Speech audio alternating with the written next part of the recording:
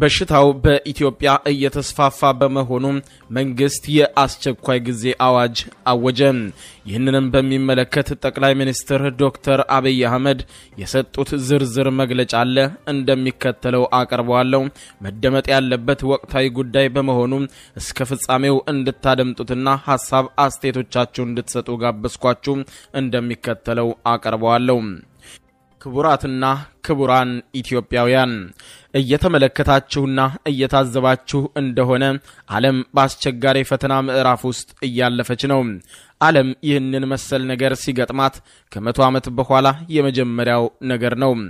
የኢትዮጵያ መንግስት የወረርሽኝ የዓለም ሁለንተናዊ ችግር ሆኖ ብቅ ካለበት ጊዜ ጀምሮ ደረጃ በደረጃ የመፍትሄ እርምጃዎችን ሲወስድ ቆይቷል።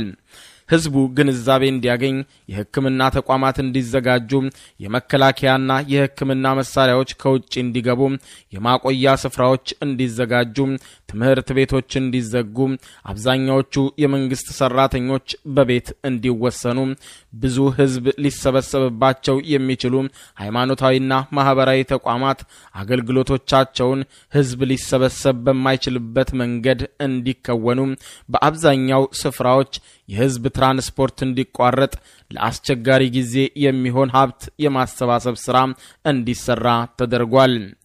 መንግስት የወረርሽኝ በተመለከተ የሚከተለውን ስትራቴጂ በመከተል ላይ ያተኮረ ነው። አንደኛ፣ ህብረተሰቡን አስተባብሮ በባለሙያዎች ምክር መሰረት ለመከላከል መቻል። ሁለተኛ፣ ከመከላከል ያለፈ ነገር ሲመጣ ለማከም የሚያስችሉ አቅሞችን ማዳበር። ሶስተኛ፣ የከፋው ነገር ከመጣም አስቀድሞ በመዘጋጀት እንደያስፈላጊነቱ ተገቢ ውሳኔዎችን እያሳለፉ መሄድ። እስካሁንም በዚህ መንገድ ነው የተጓዝነው። አሁን ያሉን መረጃዎች እንደሚያሳዩት ከሆነ በበሽታው የተያዙ ወገኖች ቁጥር በፍጥነት እየጨመረ ነው። ይሄም በመሆኑ ሁላችንም ያለንን አቅም ሁሉ አስተባብረን ወገኖቻችንን ከዚህ አስከፊ ወረርሽኝ ለመከላከል የታመሙትንም ለማዳን ማዋል አለብን። ያለንበት ጊዜ ህዝብና ሀገርን ለማዳን ሲባል አስቸጋሪ የተባሉ ውሳኔዎችን መወሰን ያለብን ጊዜ ላይ ነው።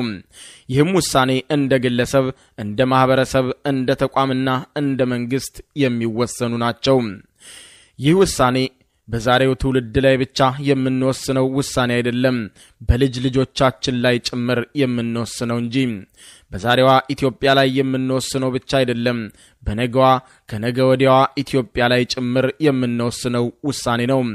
የኛ የመሪዎቹ ውሳኔ ብቻ ሳይሆን የእያንዳንዱ ዜጋ ውሳኔ በታሪክ የሚመዘገብ ነው።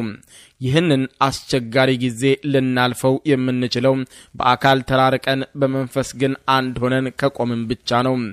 የእያንዳንዳችን ሀብት የሁላችንም፣ የእያንዳንዳችን ችግር የሁላችንም መሆን አለበት። አንዱ በልቶ ሌላው ተርቦ፣ አንዱ ሰርቶ ሌላው ስራ አጥቶ፣ አንዱ መኖሪያ አግኝቶ ሌላው ውጭ አድሮ፣ አንዱ አትርፎ ሌላው ከስሮ ይህንን ችግር ለማለፍ ፍጹም አይቻልም። ምክንያቱም ይህ ችግር የመጣው በህልውናችን ላይ በመሆኑ ይህ ችግርን የተጋረጠው ሰው ሆኖ በመኖርና ባለመኖር ላይ በመሆኑ ነው። መንግስት ችግሩን በደረሰበት ልክ ለመቋቋም ተዘጋጅቷል። የምንወስዳቸው ውሳኔዎች ክብደት እንደ ችግሩ ክብደት የሚወሰን ነው። ታሪክ እዚህ አድርሶናል። ሀገርና ትውልድ በእጃችን ላይ ነው። በዚህ ዘመን የምንሰራው ስራ ወይ እንመሰገናለን ወይ እንወቀሳለን። ከምንም በላይ ግን በጊዜውና በአቅማችን ማድረግ ያለብንን ካላደረግን የበለጠ እንወቀሳለን። ይህ ደግሞ ሁላችንንም ኢትዮጵያውያንን የሚመለከት ነው። ከተረፍን አብረን ነው፣ ከከሰርንም አብረን ነው። የኢትዮጵያ መንግስት ይህ ወረርሽኝ እየተባባሰ በመምጣቱ ምክንያት የአስቸኳይ ጊዜ አዋጅ አውጇል። ይህም በህገ መንግስቱ አንቀጽ 93 መሰረት የተፈጸመ ነው። ይህንን መሳይ አዋጅ ብዙ ሀገሮች ካወጁ ሰነባብተዋል። እኛም እስክንዘጋጅና ሁኔታው የግድ እስኪለን ጠብቀናል። ጊዜው ሲጠይቅ ግን አውጀናል። ሀገርን ለማዳን ትውልድን ለመታደግ ከዚህ በላይ ልንወስን እንደምንችል መታወቅ አለበት። ዜጎቻችንንም ከዚህ በላይ ግዴታዎችን ለመወጣት ወገባቸውን አጥብቀው መጠበቅ አለባቸው። በዚህ ወቅት ሁላችንም ችግሩን ለመቋቋም ከሚሰሩት አካላት ጋር አብረናቸው እንድንቆም ጥሪ አቀርባለሁ። ከዚህ በተቃራኒው ችግሩን ለማባባስ የሚሰሩ አካላት ካሉ ግን በሕጉ መሰረት የማያዳግም እርምጃ እንወስዳለን። ወገኖቼ ኢትዮጵያውያን የሚያምርብን መረዳዳቱና መደጋገፉ ነው። ድሆችን እንርዳ። በአካባቢያችን ላሉት አቅመ ደካሞች እንድረስላቸው። የቤት ተከራዮቻችንን ዕዳ እንክፈልላቸው። ከቻልን አናስከፍላቸው፣ ካልቻልን ቅናሽ እናድርግላቸው። ያም ካልሆነ ጊዜን እየተካ እስኪያልፍ እንታገሳቸው። በዚህ ወቅት ተከራዮችን ከቤት ማስወጣት ፈጣሪም ታሪክም ሕግም ይቅር የማይሉት ወንጀል ነው። ማናችን አልፈን ማናችን እንደምንተርፍ ለማናውቅበት ለዚህ ጊዜ ከመተባበር የተሻለ መሻገር የለንም። የግል ባለሀብቶች የሰራተኞቻቸውን ሕይወት እንዲያስጨንቃቸው አደራ እላለሁ። መንግስት የኢኮኖሚ ችግሮቻችንን ለመፍታት አስፈላጊውን ሁሉ እየወሰነ አብሯችሁ እንደሚሆን በዚህ አጋጣሚ እገልጽላችኋለሁ። ለሌሎቻችሁም ወገኖቻችን ለሀገራቸው ሲሉ ቤታቸውን፣ ሆቴላቸውን፣ አዳራሾቻቸውን፣ የእምነት ተቋሞቻቸውን፣ መኪኖቻቸውን፣ ገንዘቦቻቸውን፣ እህላቸውን የሰጡ ዜጎቻችንን ስናይ ይህንን አስቸጋሪ ወቅት ከፈጣሪ ጋር ሆነን ልናልፈው እንደምንችል እርግጠኞች እንሆናለን። በሌላ በኩል ደግሞ ከወገኖቻችን መከራ ለማትረፍ የሚሽቀዳደሙ ከመከራ በኋላ የማይማሩ ሰዎችን ስናይ መንገዱ ከባድ እንዳይሆንብን እንሰጋለን። በጎ አድራጊዎችን የምናመሰግነውን ያህል መንገዳችንን ይበልጥ ፈታኝ የሚያደርጉብንን ስግብግቦች ግን ለሕዝብና ለሀገር ስንል አስተማሪ የሆነ ቅጣት ለመቅጣት እንገደዳለን። የሕክምና ባለሙያዎቻችንን በሚቻለን ሁሉ እንርዳ። ያለ እነርሱ ግንባር ቀደም ትግሉን ልናሸንፍ አንችልም። የሕክምና ባለሙያዎቻችንን ማክበር፣ ማመስገን በጉዟቸውም ሁሉ በተግባር ከእያንዳንዳችን ይጠበቃል። ለሕክምና ባለሙያዎቻችን ተገቢውን ሁሉ አለማድረግ እጅን በእጅ እንደመቁረጥ ይቆጠራል። ከነርሱ በተጨማሪ የመከላከያ አባላት፣ የፖሊስ ሰራዊት አባላት፣ የኤሌክትሪክ ኃይልና የውሃ አቅርቦት እንዳይስተጓጎል የሚሰሩ ባለሙያዎች፣ የሚዲያ ባለሙያዎች፣ የመገናኛ መስመሮቻችን ላይ 24 ሰዓት የሚያገለግሉ ዜጎች እኛ ቤት እንድንውል እነርሱ ውጭ የሚውሉ ሰራተኞች ናቸውና ተገቢውን ምስጋናና ድጋፍ ከቤተሰቦቻቸውም ከማህበረሰቦቻቸውም ያስፈልጋቸዋል። በዚሁ አጋጣሚ አርሶ አደሮቻችን የበልግ ወቅት እንዳያልፍብን ራሳቸውን ከበሽታው እየተጠነቀቁ በምርት ስራ ላይ ጠንክረው እንዲሳተፉ አደራ እላቸዋለሁ። ከበሽታው ባልተናነሰ የእርሻ ምርት መቀነስ፣ የእርሻ ምርት አለመኖር ሀገራችንንና ሕዝቧን በከፍተኛ ሁኔታ ይጎዳል። እናንተም ሀገር መጋቢዎች ስለሆናችሁ እየተጠነቀቃችሁ ካለፈው የተሻለ ምርት ለማምረት ትጉ። መንግስትም አስፈላጊውን ሁሉ ሙያዊ ድጋፍ ያደርግላችኋል። የኢንዱስትሪ ምርቶቻችንን ፈጽመው መቆም የለባቸውም። ለሰራተኞቻችን ሕይወት እየተጠነቀቃችሁ በወረርሽኙ ምክንያት የሚያጋጥሙ ተግዳሮቶችን ሁሉ እየተቋቋምን በፋብሪካ ምርቶች ላይ የተቻለንን ሁሉ ጥረት እናደርግ። በተለይም ከውጭ የምናስመጣቸው ምርቶች ለመተካት ለሚደረገው ጥረት መንግስት አስፈላጊውን ሁሉ ድጋፍ እንደሚያደርግላችሁ እገልጥላችኋለሁ። በተለይም ግን በምርት ዝውውር ጊዜ ከፍተኛ የሆነውን የመጨረሻ ጥንቃቄ እንዲደረግ ለአፍታም ቢሆን እንዳትዘነጉ ይሁን። ይህ ጊዜ ያልፋል።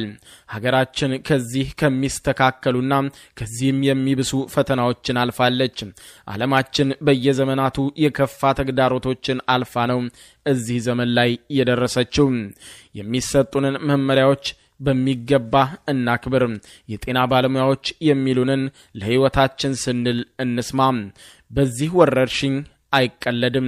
ጉዳዩ ከመኖርና ካለመኖር ጋር ነው የተያያዘ ነው። ይህንን ፈተና ለማለፍ ባለ 3 ማዕዘን ትብብር ያስፈልገናል። ወደ ጎን እርስ በርሳችን እያንዳንዳችን ደግሞ ከፈጣሪያችን ጋር እኔ ከሌላው ወገኔ ጋር ሌላው ወገኔ ከእኔ ጋር እኔና ሌላው ወገኔ ከፈጣሪ ጋር የምንገናኝበትን መስመር መቼም መቋረጥ የለበትም። በትብብርና ተረባርበን የሚጠበቅብንን እናድርግ። ጸንተን በተባበረ ልብ ሆነን ወደ ፈጣሪ እንለምን። ፈጣሪ ከኛ ጋር ነው። መከራውን ያቀልልናል፣ ፈተናውንም ያሳልፈናል፣ ማዕበሉን ያሻግረናል ብለን እናምናለን። የሃይማኖት አባቶች ያዘዙንን በጥንቃቄ እየፈጸምን ያዘዙንን ጸሎት ተግተን እንጸልይ። ኢትዮጵያ በልጆቿ ጥረት ታፍራና ተከብራ ለዘላለም ትኑር። ፈጣሪ ኢትዮጵያንና ህዝቦቿን ይባርክ። መጋቢት 30 ቀን 2012 ዓመተ ምህረት። ክቡራን አድማጮች እንግዲህ የሰማችሁትን ይመስላል የጠቅላይ ሚኒስትር ዶክተር አብይ አህመድ መግለጫ። እንግዲህ አስቸኳይ ጊዜ አዋጅ አውጃለች ኢትዮጵያ ማለት ነው። ዝርዝር ጉዳዮችን በሚመለከት ከመንግስት በኩል መግለጫዎች ይሰጣሉ ተብሎ ይጠበቃል። የአስቸኳይ ጊዜ አዋጁ ምንን ያካትታል፣ ምን አይነት ክልከላዎችንም ያካትታል፣ ምኖችንስ ይፈቅዳል የሚለውን በሽታውን ከመከላከል አንጻር ያለውን ዝርዝር ሁኔታ ህገ መንግስቱ በሚፈቅዳቸው መሰረት ያሳውቃል ተብሎ ይጠበቃል። በይፋ ግን ኢትዮጵያ ከዛሬ ጀምሮ የሚጸና የአስቸኳይ ጊዜ አዋጅ ማወጇን ነው ጠቅላይ ሚኒስትር ዶክተር አብይ አህመድ በመግለጫቸው ላይ የገለጹት ማለት ነው። በተለይም ተከራይ አከራዮች በርካቶቻችሁ እንግዲህ አስፈላጊውን ትብብር እንድታደርጉ ጥሪ ቀርቦላችኋል። በግሉ ዘርፍ የምትሰሩና ሌሎች በዚህ ላይ በዝርዝር የተጠቀሳችሁ በሙሉ አስፈላጊው ጥሪ ቀርቦላችኋል። እንዲሁም እያንዳንዱ ዜጋ የሆንን ሁላችንም አሁን ላይ ከሀገራችን ጎን ልንቆምበት የሚገባ ወሳኝና የቁርጥ ቀን ላይ መድረሳችንን የሚያመላክት ነው መረጃዎች የሚያሳዩት። ስለዚህ ሁላችንም በመተባበር በደግነትና በህብረት በአንድነት እንድንቆም ጥሬን አቀርባለሁ። ክቡራን አድማጮች መልካሙን ሁሉ ለሀገራችንም ለተቀሪው ዓለምም መልካሙን ሁሉ እመኛለሁ በግሌ። ክቡራን አድማጮች ስላደመጣችሁ አብዝቶ ደስ ብሎኛል። ከሰዓታት በኋላ በሌላ መረጃ እንገናኛለን። እስከዚያው በያለንበት የዓለም ዳር ቸር ያቆየን።